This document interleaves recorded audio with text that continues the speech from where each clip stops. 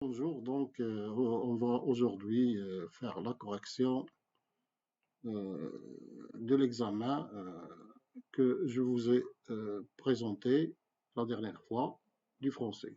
Un texte.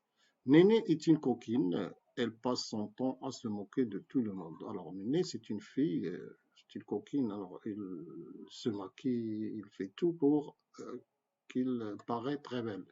Il passe son temps à se moquer de tout le monde, donc il n'est pas poli, donc il dit de mauvaises choses à ses camarades, etc.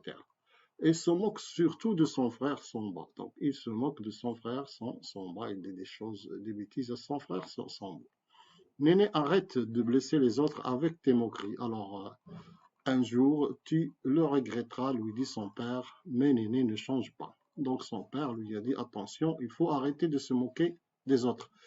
Mais Néné ne veut pas écouter à son père, donc elle est une fille désobéissante. Ce matin, la maman de Néné lui a demandé d'aller cueillir des feuilles. Arrivée au champ, que découvre-t-elle? Donc sa maman lui dit, va apporter des feuilles, des fleurs, cueillir des feuilles au jardin ou bien des fleurs. Arrive au champ, que découvre-t-il? Donc, qu'est-ce qu'il trouve quand il arrive au champ? Il trouve une énorme chenille. Alors, la chenille, c'est un insecte, mais cette chenille n'est pas comme les autres. Elle est très grande, qui se traîne en se tordant et en soufflant comme la tempête. Néné s'exclame, oh, chenille, que tu es grosse. Elle l'observe encore un peu et lui dit. Donc il commence à se moquer de cette chenille. Il lui dit qu'elle est très grosse. Elle l'observe encore un peu et lui dit, oh chenille, que tu es laide. Alors il n'est pas, chenille, tu n'es pas belle. Tu n'as même pas de langue. Donc, dans sa bouche, il n'y a pas de langue. Je voudrais bien savoir comment tu fais pour manger. Il veut voir sa bouche. Et il veut savoir comment la chenille mange. La chenille docile ouvre bien grand sa gueule. Donc, la chenille lui fait montrer sa bouche. Néné s'approche de sa bouche, se penche pour voir ce qu'il y a dedans la bouche. Hop, en un instant, il n'y a plus de Néné, la chenille l'a avalé. Alors, soudain, Néné est entré dans la bouche de la chenille et la chenille l'a avalé. Donc, d'après Néné et la chenille, Ousmane Diarra. Donc, question de compréhension. Compréhension de l'écrit. Donne un titre au texte. Donc, on peut dire Néné, la coquine, ou bien Néné et la chenille, ou bien le prix de la moquerie, etc. Il y a beaucoup de titres qu'on peut donner à ce texte. Alors, question 2, qui est l'auteur du texte? Donc, l'auteur du texte, c'est Oussama Diarra. Quel est le type de ce texte? Alors, le type de ce texte est narrative. Donc, c'est de la narration. Il nous raconte une histoire. 4. Est-ce que Néné est une fille ou un garçon? Alors, Néné est une fille, c'est pas un garçon, donc Néné c'est une fille. La réponse est une fille. Relève un mot qui montre que Néné est une fille ou un garçon. Donc, on va chercher dans le texte et on trouve que Néné est une fille. Et la phrase qui montre que Néné est une fille, donc elle est dans le texte coquine. Il arrive. Donc voilà, on a une coquine. Elle passe. Regardez, il y a ici pronom personnel elle qui indique le féminin singulier, elle se moque, etc. Donc il y a beaucoup d'indices qui montrent que Néné est une fille. Donc coquine, elle, arriva, avaler, etc. Arriver avec E du féminin, participe passé avec E du féminin, avaler aussi avec E du féminin, etc. Comment s'appelle le frère de Néné? Le frère de Néné s'appelle Samba. Donc Il se moquait de son frère Samba. Alors voilà, son frère Samba. Il se moque surtout de son frère Samba. Répond par vrai ou faux. Néné cueille des feuilles dans la forêt. Vrai ou faux? Alors, Néné cueille des feuilles dans la forêt. C'est pas dans la forêt, c'est dans le. Alors, son maman lui dit va chercher des feuilles dans le champ et non pas, regardez, au champ et non pas dans la forêt. Donc, c'est pas vrai, c'est faux. La chenille grosse, oui, la chenille grosse, c'est vrai, voilà. Chenille que tu es grosse.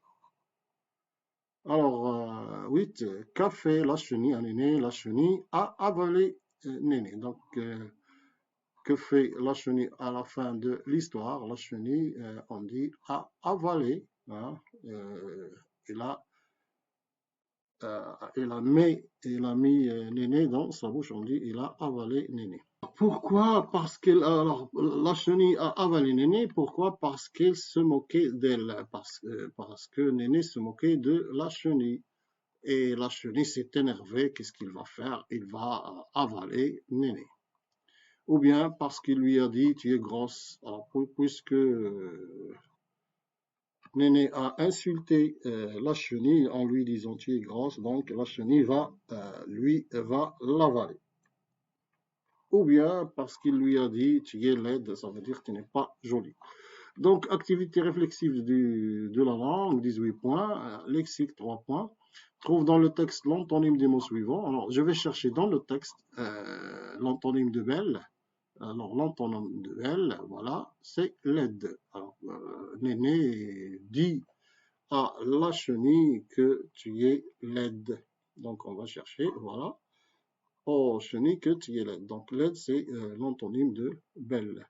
On va chercher aussi maigre. Alors, la chenille voilà, maigre, c'est le contraire de grosse.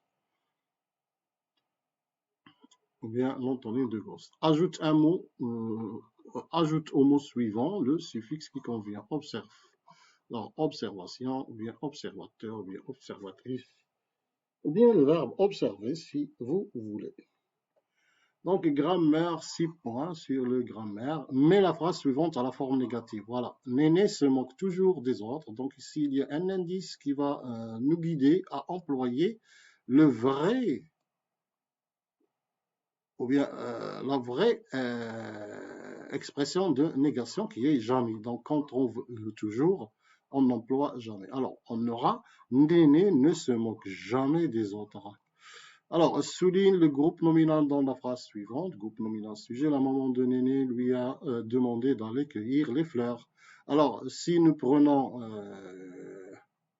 la maman de Néné, c'est le groupe nominal sujet. Lui a demandé d'aller cueillir, c'est le groupe verbal, avec un lui qui est un complément d'objet placé entre le sujet et le verbe qui est conjugué au passé composé. Donc, le groupe nominal sujet, c'est la maman de Néné.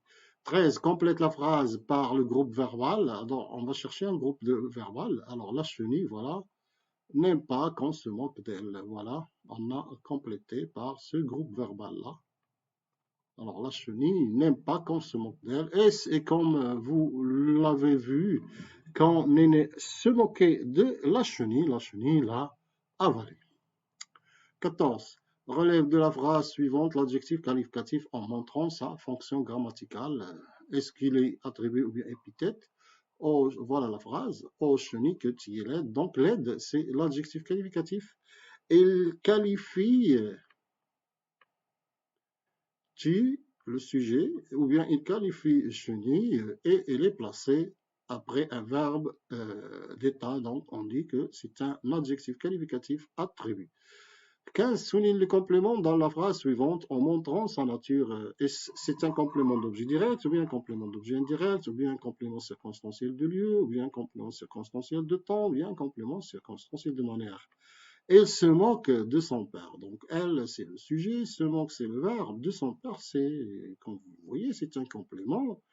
Et ce complément commence, ou bien débute, avec la préposition de Et cette préposition attache le complément avec le verbe de la phrase. Donc, on dit que c'est un complément d'objet indirect. 16. Relève du texte une phrase exprimant la comparaison. Donc, on va chercher la comparaison, voilà.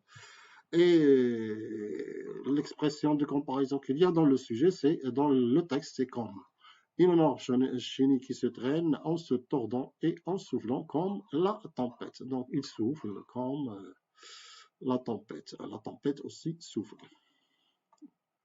C'est conjugaison, donc c'est point, mais les verbes entre parenthèses étant indiqués. Donc ici, il y a le verbe aller, on va le mettre au futur. Donc il y a c'est le pronom personnel est, elle, donc on dit il ira cueillir des feuilles dans le champ. B, Néné vouloir, donc au présent, je veux, tu veux, il veut, donc avec T, savoir comment la chenille fait pour manger. Le verbe dire au passé composé, donc, il se conjugue avec l'auxiliaire avoir, a dit des méchancetés. Et le finir au conditionnel présent, donc, conditionnel présent, il finit, on dit, il finirait.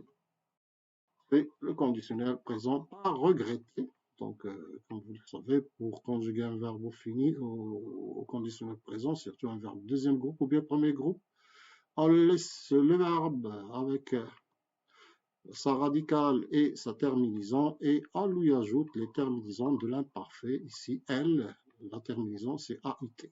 Ne pouvoir pas comprendre le danger de se moquer des autres, à l'imparfait, donc ne pouvait, donc AIT. Respecter les autres, on dit respecte les autres, ou bien respectant les autres, ou bien respecter les autres. De toute façon, il faut conjuguer ce verbe à une personne des trois personnes de l'impératif présent. Orthographe, 3 points. Mais l'accent qui convient, donc les élèves ont passé le dimanche à la forêt, voilà les accents. Il y a accent aigu sur élève et accent aigu sur le participe passé. Puis il y a les accents graves sur E de élève, la deuxième E. Et il y a l'accent grave sur A, enfin l'accent circonflexe sur l'accent chapeau sur la forêt. 19. Écrit correctement le mot entre parenthèses. Alors, le frère de Néné collectionne des timbres poste. Donc, alors, on a le mot, c'est timbre poste, c'est un mot composé, et comme vous le voyez, il est constitué de deux mots, timbre et poste. La poste, comme vous le connaissez, la poste, c'est une institut public. Voilà. Donc, il faut mettre un S, comme nous le savons, on met le S aux noms et aux adjectifs. Alors, ici, on n'a pas mis S, pourquoi? Parce que la règle dit que composé qui contient une préposition, comme pomme de terre, alors pomme, on met le S aux pommes, mais terre, on ne peut pas mettre le S. Mais ici, on n'a pas prononcé le 2, donc il est écrit, il n'est pas prononcé, ou bien on dit qu'il est sous-entendu, on ne peut pas la prononcer, mais il est sous-entendu existante dans ce mot composé, donc on dit timbre poste, on ne dit pas timbre de poste, mais on considère que le mot est composé de trois mots, un nom plus deux plus nom. Donc, quand on a une préposition ici entre les deux noms, donc on met le S au timbre, on ne peut pas le mettre au deuxième mot qui est poste. 20. Complète la phrase par ce ou bien ce. Alors, ce garçon se lève tôt ce matin. Donc ici, alors c'est, comme vous le savez, le déterminant adjectif démonstratif, ici, c'est le pronom réfléchi, parce qu'ici, c'est un verbe, il a besoin d'un pronom réfléchi. Donc on dit, ce garçon se lève tôt le matin. On arrive à la fin de cet examen, production de l'écrit. Alors, complète le texte par les mots suivants. Une énorme chenille, cueillir des feuilles, se moque toujours, donne des conseils. Donc, on dit Néné se moque toujours des autres. Voilà. Son père lui donne des conseils, mais il ne veut pas entendre. Elle est partie cueillir des feuilles, mais elle a été avalée par une énorme chenille. 22, imagine la fin de l'histoire de Néné. Donc on peut imaginer la fin de cette histoire. Que va-t-il arriver à Néné? Est-ce qu'il va sortir de la bouche du chenille ou bien il ne va pas sortir? Donc on peut imaginer beaucoup de fin à cette histoire. Soit cette histoire c'est un rêve, soit je sais pas, peut-être un petit film dans les dessins animés. Alors, et à vous de, si vous voulez, vous pouvez imaginer ce que vous voulez. Ainsi, nous avons terminé cette correction de cette première examen de sixième année et à la prochaine exercice et examen, Inch'Allah.